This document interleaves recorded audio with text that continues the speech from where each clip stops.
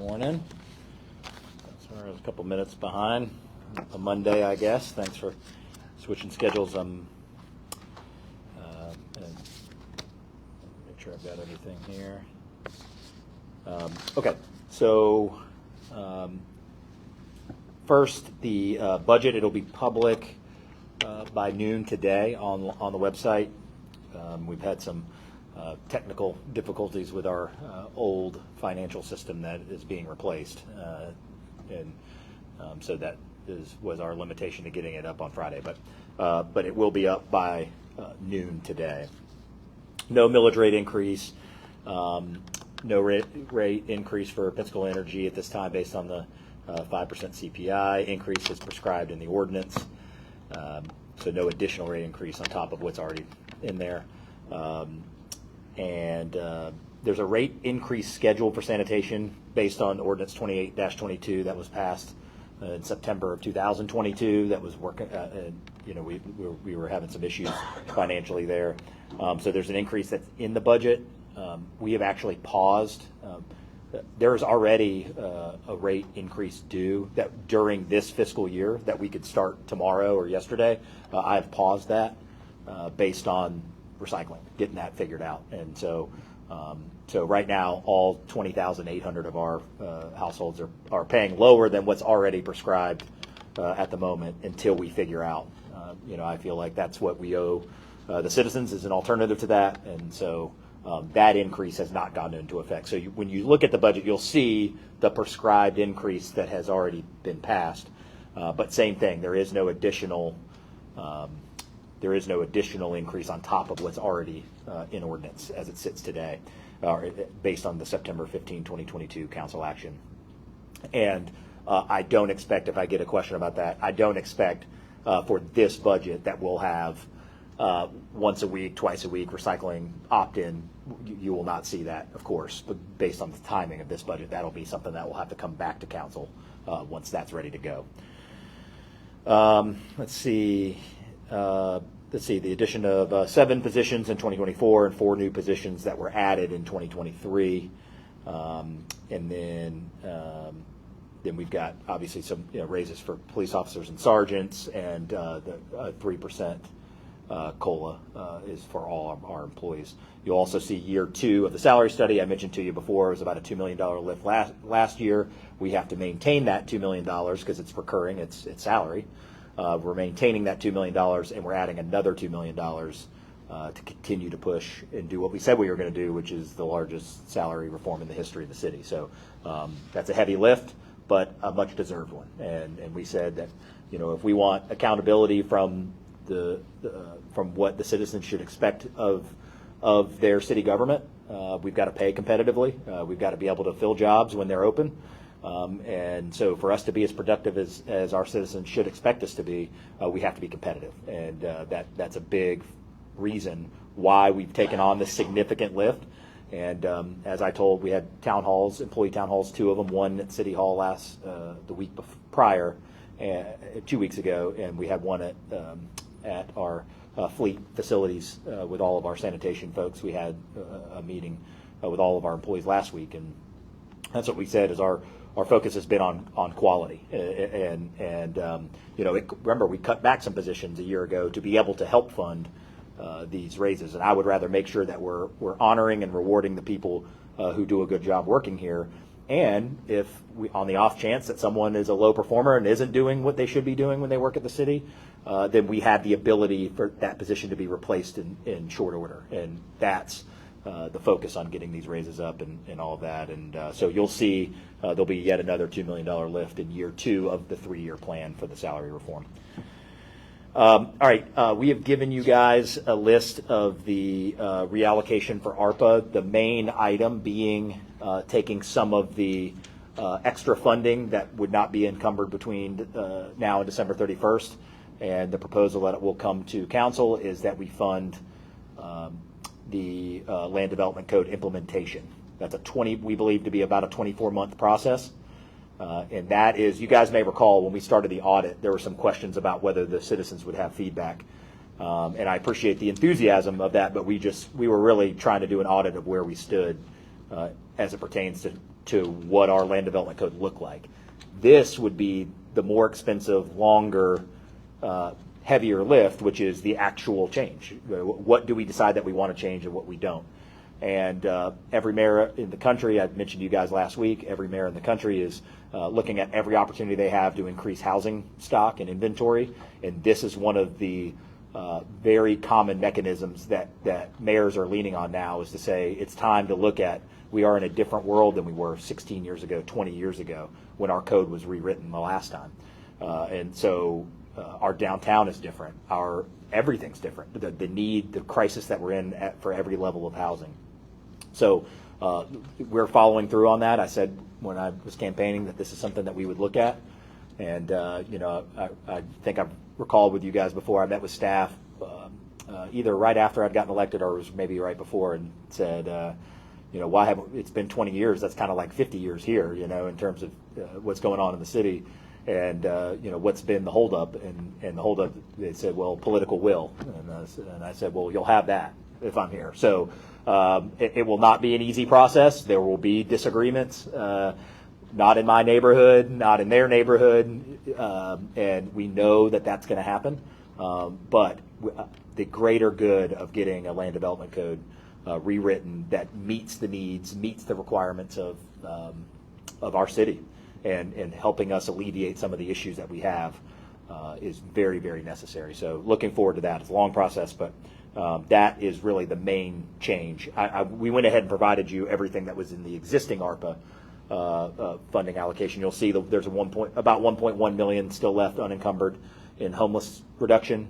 We still intend to use that for homeless reduction. It just will probably be pivoting to a shorter term solution, not a full low barrier shelter, because once we got, I told you guys, once we've gotten the price tag on that, that's going to take a significant lift and a significant community conversation to get that low barrier running functionally. So we will find use for that, and we're looking at several opportunities. Just had a meeting with the county last week to talk about the new legislation coming from Tallahassee, as well as what some of those opportunities might be. So that number will stay there. Happy to take any questions that you have as you guys look through that.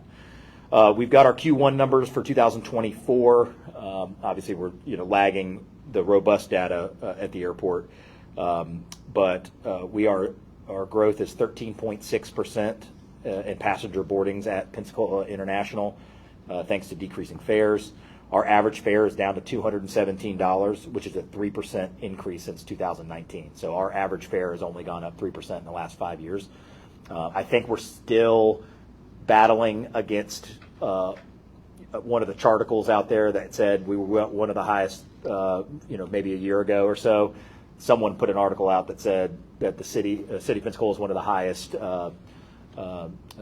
ticket fare averages, and what it was is they were taking the average of only the top 100 airports. Well, we're 86, 87, 88, so naturally we're a smaller airport that has less nonstops. If you compare us to the top 100, we're going to have a higher fare than Atlanta, than Boston, than New York, because of the connectivity there and the volume and the competitiveness. But we have a very, very competitive. We are the lowest fare between New Orleans and Jacksonville. We continue to be that, the most reasonable, and I think it shows because people are flying out of here at record numbers. American Airlines is our top carrier. They fly about 31% of all of our passengers, and the Northeast region is where we see the most passengers going to and from Pensacola. 88th in the nation for domestic travel, and typically we've been in the mid-90s, so we continue to go up. And that's a hard list to move up. You don't move up and down 20 spots on that list. So 1 or 2 spaces over a year or two of time is progress, and we've gone from kind of the mid-90s to 88th in the nation for domestic travel. We also have the highest growth rate in domestic travel among all Gulf Coast airports in the region, so no one's growing any faster than we are. And then we serve about 85% of our top 20 markets, so where our citizens fly and where they come in from. If you take those top 20 markets, we serve 85% of them nonstop now, which is another number that continues to increase. Strategic plan visioning survey comes to end July 31st. I'll get an update on where we are survey-wise. I bet we've crossed, I'm guessing, we've crossed the 1,000 survey threshold. And there was a city that Gale did one of these in that's much larger than us in Texas, and they ended up with 1,000. So very proud of our effort. We think we've already matched that, and this is a city with 1 million plus people. We have 55,000. So I think our team, Rachel, Adrian, our entire Gale, our team has done a great job of being as proactive as possible to get feedback. But that does continue through July 31st, and we were still looking for those groups. The largest delta, you guys may recall, I've mentioned we were really looking for a plea from our community for young people under the age of 25, African Americans, and folks that are in the lower income, lower than the average median income. But we were wanting feedback from them specifically. The largest delta was actually young people. So in terms of where we are versus where we need to be, I would need to get an update. We might have met some of those through our efforts, but again, getting young people who feel like their voice isn't heard. We had a great turnout for the Hollis T. Williams thing Friday and Saturday. There was just a line. I was thinking to myself, just a line of people that were 25 and younger, and maybe it was the free food or maybe it was the ice cream. Who cares? We want their feedback. On Friday night at the skate park was real busy with a bunch of young people that we were getting feedback on Hollis T. Williams' Equitable Development Framework Plan. But nonetheless, it's great to see that. And I would tell people out there, the folks that are going to enjoy this park or this city for the longest is the youngest people who live here. We hope that they stay here. And these decisions affect 25-year-olds for 40, 50, 60 years. And so you could make a case that young people should be the ones most invested in what's going to happen in these strategic planning practices. So glad to see that number continue to roll up, and hope we get more feedback coming the rest of the month.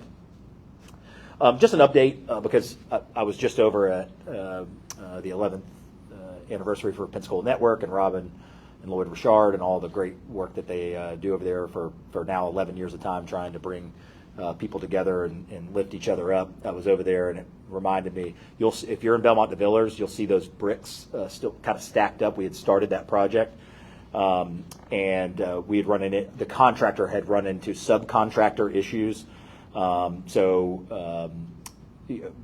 We ultimately have a delay. So we're working with the contractor to help them find a suitable subcontractor. So we're running into some issues. But it reminded me when I was over there on Friday that I wanted to make sure that folks knew that we didn't want anybody in the Belmont-DeVilliers area or any of the businesses there to feel like we've just brought some pavers out there and are leaving it unattended. We're trying. The contractor was awarded the bid. They haven't been able to fulfill that.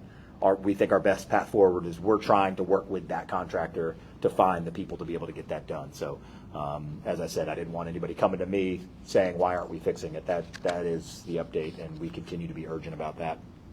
And I believe that is it. Last thing, you'll be getting an update. We're finalizing this with our department directors today, make sure our information's correct. Next week, you'll be getting our progress report on 24 for 24. The things I mentioned to you guys in January, these are the 24 things that we are focusing on. You'll be getting an update on progress on all 24 of those things. We'll get that to you, and we'll get that out to the public. With that, I think that's everything I've got on my notes. Happy to take your questions. Any update on the ST aerospace from last week? No update other than I had a conversation with ST, and my expectation is that I'll be meeting with them in the next 2 weeks or so. Not particularly about this issue, but to have kind of a bigger staffing workforce conversation with them about where we should go from here, as a community. So I did have that conversation with them last week. I expect they'll be here before mid-August. I don't know exactly what day, but yeah, we continue contact with them. Mayor, on ST, the grant agreement requires an annual report from the City of Pensacola to the Triumph Board on the status of ST's project here. The Triumph document portal only shows the last one was from Mayor Robinson, just in the year prior to your taking office. Have you been making those reports, and if so, could we get copies of them? I haven't personally been making those reports. We have reporting mechanisms on I mean, every grant we have, we have, I would venture to say, hundreds of requirements of annual reporting based on all sorts of things, and that runs through different departments. Certainly, happy to check on that. And if there's something that we're deficient in, then we'll take a look. But I imagine that isn't information that we're getting. If it's about employees or workforce, it would have to be information that ST is providing us, of which then we provide Triumph. But if we're behind on that, we'll certainly get it corrected. Anything else? Last week, the stormwater fees were discussed. Yes. Do you see any projects that will be fast-tracked or anything like that? In terms of stormwater? Yeah. Well, if we took the 10 largest projects that need to happen in the city, I think the number is $150 million to finish them all. So the last thing we got to worry about is having enough projects for stormwater. We are behind in projects, and that's why this is a difficult conversation. The letters went out. We know people are going to start talking about it. We've been talking about it, of course, in here for months. We've been presented on it. And remember, the prescription for this is the important thing for citizens to understand.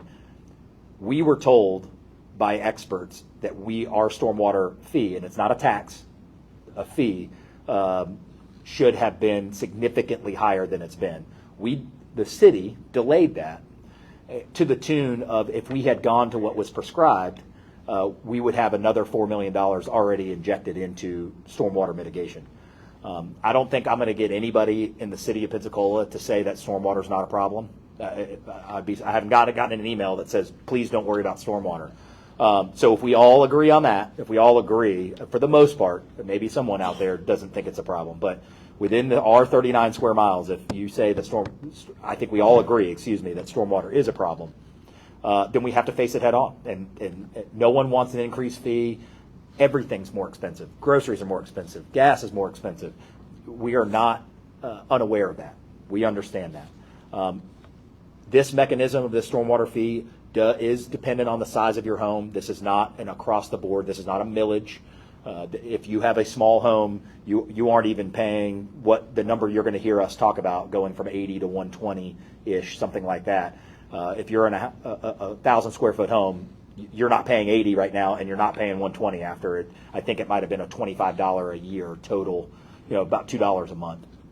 So we understand increasing costs on our citizens is a heavy lift. We understand that, but also understand we should already have been.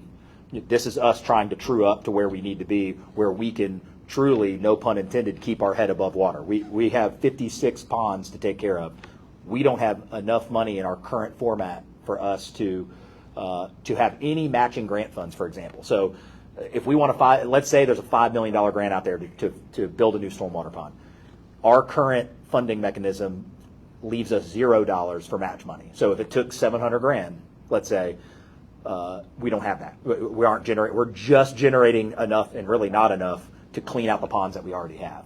So if we want to get out of treading water and we want to get into to actually being able to go solve problems within our neighborhoods, then this is a step that we have to take. It's not, and also it's very important to point out, these dollars are legally earmarked for this money. So any theory that we would raise this rate and then use it on something else is not legal. So every one of these dollars we have to show, if it's a staff person, if it's equipment, it has to be used 100% on stormwater mitigation and improvement of stormwater. So this is not just raising some rate to go do something else with.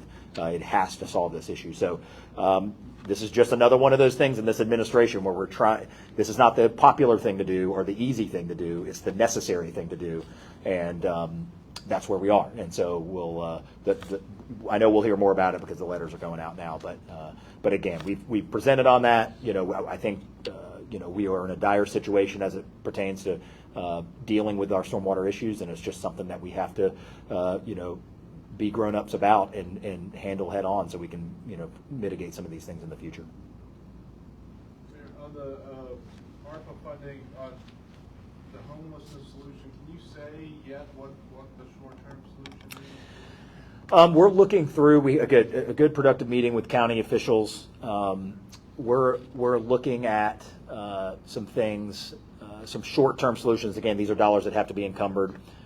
Pallet shelters would be an example of that, but we've got things to work through to make sure from a zoning perspective that can be done.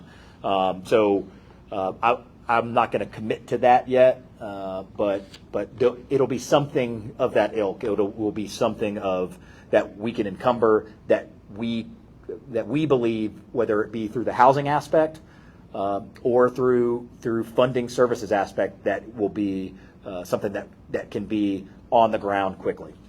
And because again, we've now thanks to John DeCarmine coming in and letting us know that 60 beds is a $1.7 million operation annually.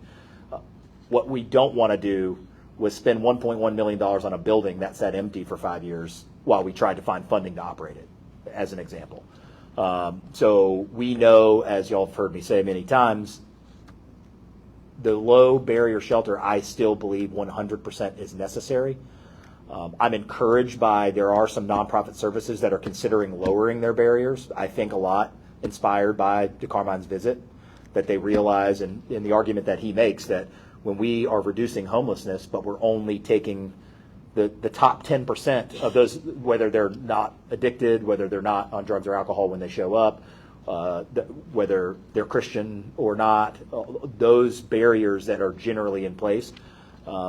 That means when you're alleviating homelessness and you have those barriers in place, you're taking the pool of homeless individuals who live here and you're taking the top of that pool of the folks that are the easiest to get into a better location. That's still amazing work, and I would never say that it isn't. Without that, I mean, we have amazing partners here that do great work. But I love the idea that maybe we're inspired to lower those barriers at some of our services right now, because we realize that at the barriers we are at right now in 2024, that may not solve our entire problem. So if we can help, whether it be pallet shelters, whether it be housing, whether it be funding, especially encouraging lowering some of those barriers, if it's for initiatives like that, I think that's how we're going to look at this as a short-term, long-term conversation. So that does not mean we're not interested in low barrier, but the financial reality is the $1.1 million that's left, that's got to be encumbered in the next 4 months,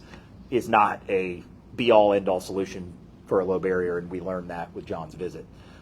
So I think we need to continue to have conversations as a community, as individuals, as businesses, as city and county government to solve that low barrier issue. But I am committed that we will inject this $1.1 million into the best possible scenario that we can. And on the other thing about ARPA is the land development code. Yeah. Inspired in their report said, if any issues come up that create a lot of conflict, or just set those to the side and just focus on rewriting and cleaning it up. I guess, but you're talking about there might be some conflict with people being upset about adding housing to neighborhoods and that kind of thing. How do you foresee handling that if those issues come up? Do you want one package, or it's all like one vote, or is it going to be multiple legislative things? I believe it will be. Wherever we end up, if this is funded, I believe it will be multiple. The way it was described to me is that it won't be one council action item to accept this entire. There's going to be, just based on our own policies and procedures, because how we would be changing rules, it might be a slew of different types of changes, is how it was explained to me 2 years in advance. So we'd have to look at that when we get there. But I think I don't know exactly what those pain points are going to be. Let's use the last topic. 5 years ago, if we had come up and said we were going to support a low barrier shelter, the conversation in this community would have been different. And I think we've evolved to understand that homelessness is real and it's here. Whereas maybe 5 years ago, the common comment about a low barrier shelter is, well, that's going to attract homeless people here, is what I was told. And once we've now come to the realization that homelessness is here and we can either do something about it or we cannot, we evolve as a community, right? And now the conversation changes.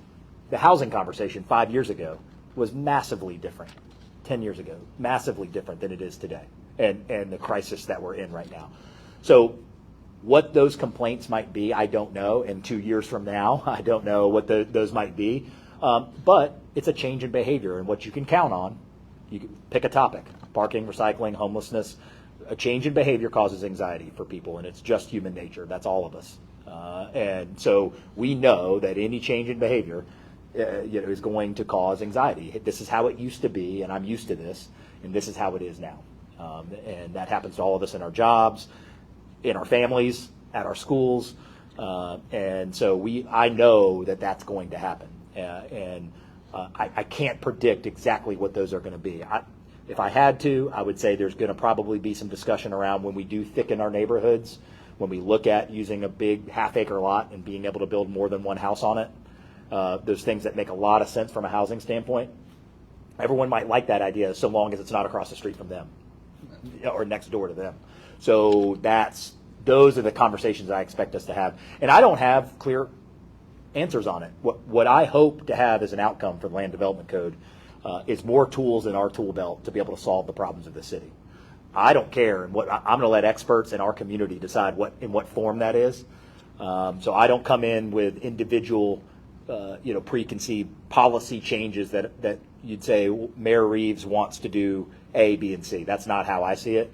I'm going to let our experts use data and use their expertise to say, here's some functional alternatives. Here's some changes that we can make.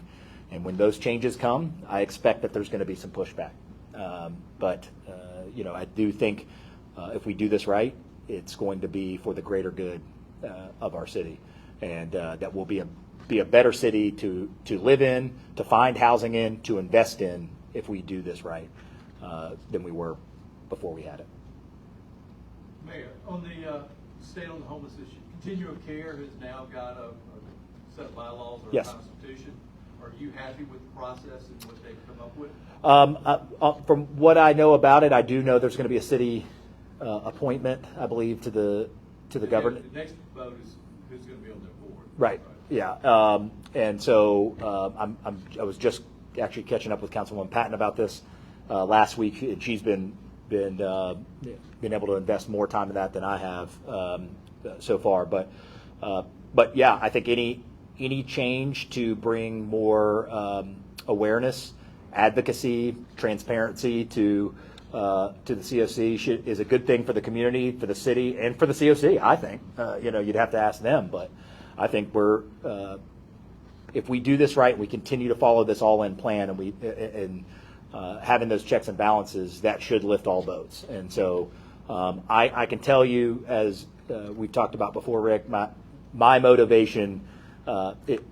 I'm motivated to invest more time in making sure that the COC and all agencies are successful if they're motivated to make sure that we're transparent, we're working together as a community, and I'm starting to see those steps, which I'm encouraged by. Yeah. Real quick, the Bluff Line project that runs from Jackson Lakes to City Highway, the path would run along railroad tracks. Do you know if anyone's contacted the railroads regarding the proximity to the? Yeah. I'd have to see I saw it mentioned with some of the county conversation. As a whole, I always, am support of increased pedestrian bicycle activity. So any efforts being made out there by community advocates, by local governments that increase those things, I think are a great thing. As it pertains to the railroad, I don't know that there's been any conversations about that. I've told you guys on different topics. We've built a good relationship with one of the rail companies that is relatively new. That's ultimately from about 9th Avenue east all the way to Jacksonville. If you go up Scenic Highway, we built a good relationship with them. And so we've talked about this idea in general with them. And as you can imagine, there's lots of hesitation and lots of limitations to putting people next to an operating train track. So I would love to see that. But the city and the county only have very limited control on those types of aspects. They've shown that they're willing to work with us at the train trestle at the graffiti bridge, and that they are open to those conversations. But I would have to look at the specific map if you're talking about one recently. But I know Jara and the Bluffline guys, and certainly we're any way that we can be helpful on things that we can control. We're happy to do that. But I think they would tell you, there's always going to be a high threshold of difficulty when you start talking about putting, in terms of the laws around railroad, being able to put people next to railroad tracks is a difficult lift. And I think there's some examples. I believe there's one in Columbus where they had put one in, and there ended up being some issues with it, homelessness, things like that as well. 9-10 mile stretches of unattended pathway. So lots of things to consider in that. But I'm always an advocate of, and we've actually had a meeting recently on the Sun Trail for Bayfront Parkway from 3 Mile Bridge to the port. We got 30% design plans back from FDOT, that's great. And we've given them our feedback on some of that. We've gotten some community feedback on that. So we're even in our own efforts of trying to increase that connectivity that doesn't require a car. Again, I'm not as briefed on that situation or any changes recently that I saw in the media, but happy to entertain those conversations when they get to us. Mayor, while you're talking about railroads, this ARPA council action in April that reallocated Yes. some money, the Amtrak station remodel, where are we in that? Yeah. And the second part of that is, I think, did the city apply for some of this corridor restoration grant? And I don't think you made the cut, right? That's correct. And Yeah. the grant application, I think, is due at the end of September. Are you going back again? Our intent is to, remember the Corridor ID grant program is about a $500,000 grant. So it's really money to continue research into whether our corridor makes sense to be funded at a much larger scale. So if you recall, we had pushed it right when I had started, or right after, maybe March of 23. Somewhere in there, and we had not gotten a letter of support from FDOT at that point, not because they wouldn't support it, just from a timing standpoint.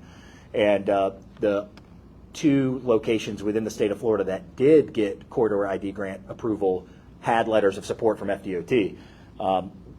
FDOT has told me they would give us a letter of support as well. So if you follow that osmosis of those got funded, we would think that we would have a better chance to get ours funded.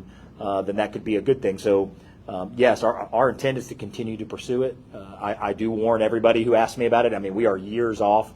This is merely just $500,000 to research more. But it's if you are awarded it, then obviously there's folks at the Federal Rail Administration, Amtrak, and others that look at your corridor as a possible option. So it's really more this signaling that you're on the list is more important really than even the $500,000, in terms of the research. So we'll continue to look at that. As it pertains to the ARPA, I think it's $84,000 and change, if I remember off the top of my head, of what's in there. Those repairs are underway already. AC, roof, those are functional things that have to be replaced regardless of what we do in there. So we have considered a few different things. We've looked at potentially putting an employee wellness center there in the meantime. That we had this one that was put in at COVID on the second floor that had taken up the places for employees to eat lunch and things like that. The usage wasn't very high there. I think it was maybe 3 or 4 employees a month were going in there. So and it was taking up all of that kind of dining space for people to be able to eat lunch. So we moved all that equipment to our community centers. Right now, we have our employees have access at our community centers as well. So we're looking at that was one possible option. We've also gotten some private inquiries about using the building, but any of that, if we were to go down that road where we'd have a private business or entity use it, it would be under the understanding any lease would say, hey, if we're going to use this eventually for a train station, then that's what we're going to, that would be the primary use. But the nice part is we can go ahead with those improvements because regardless of what any of those options, we need a roof and we need an AC. So unless we're moving that building to Maine or Connecticut, if it's in Florida, it needs an AC in it. So we're moving ahead. Russell and our facilities team is doing a great job. Those repairs are already happening. Any update on assessments of city parks? Yeah, actually, kind of disappointing. We had put out a facilities assessment bid and didn't get any responses, and so we're kind of doing a internal review of that, and there's a couple theories to that. Are we a large enough city, to take on just a facilities assessment for one of these consultancies for it to make financial sense for them? That was one theory.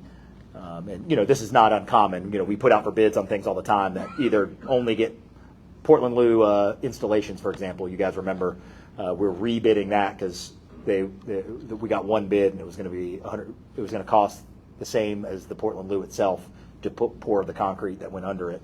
And that was not palatable for me, so we're going back to bid. So it's not uncommon for bids to not be what you want. But now the conversation we're having internally is, do we just go ahead? That was the hope there was, let's go ahead and get an assessment of our facilities right now as it sits today. Start working on those with the $1.6 million that we've earmarked for overall parks maintenance. And then move towards a parks master plan that's been discussed for quite a while now, that we need a parks master plan. We don't have one. Because of this, in light of this update, now we're starting to have the conversation is, do we just go ahead with a parks master plan that includes since we're not buying ourselves any time to go ahead and start working on these things because we're kind of back to square one, we may just go ahead, that has not been decided yet, but we may go ahead and just do the full park, get prepared for a full parks master plan that includes some of that maintenance assessment. And honestly, kind of based on our research and what we know about what's going on at our parks right now, $1.6 million is a drop in the bucket of all of things that need to happen at our parks. So we can kind of go forward pretty well educated on what's the top $1.6 million of use. If we were talking about having $15 million of parks maintenance, I'd be a little more nervous about making sure that our priorities were correct. But at $1.6 million, we could spend $1.6 million tomorrow in our 94 parks and 10 community centers, and it would all be on things that were broken or vitally important to get done. So that we're kind of back to square one on that, but that's the last conversation of kind of our path forward. We may just, since we didn't buy ourselves any time on getting that assessment, we may just go ahead and do the big assessment that we've been threatening to do for a while now. Mayor, on your proposed 25 budget, Yeah. You just mentioned earlier there would be no millage rate increase. Can you tell us what the rollback rate will be? Not off the top. I can get Amy Lavoie to get I don't want to misquote it. She's not in here, but we'll get that to you. This is that the annual conversation of some people considering it an increase or not based on property values increasing. But what I can say is this is the same thing we've now done, I don't know for how many years, many years, that where the millage rate itself is not going up. But obviously property tax, I think, is up. It's less than in previous years. I want to say it was the year over years were in the double digits for a few years in terms of property value, 10%, 12%. I want to say it's somewhere in that 7 to 8% range. We have that number that we had gotten from Bubba. And the county's rollback rate for their 25 is going to be 6.9. Okay. Yeah. You're talking about property value. I'm talking about the truth and millage rate statute requiring. Right. What would it be if you didn't roll it? I mean, if you didn't raise the same amount of money. Right. What would be the millage rate? So if we're saying the same thing, then I think then the city of Pensacola is we're somewhere in that 7-8% range of increased property value year over year. But yeah, please do. Yeah, I want to make sure we say that accurately. Anything else? All right. Thanks, guys.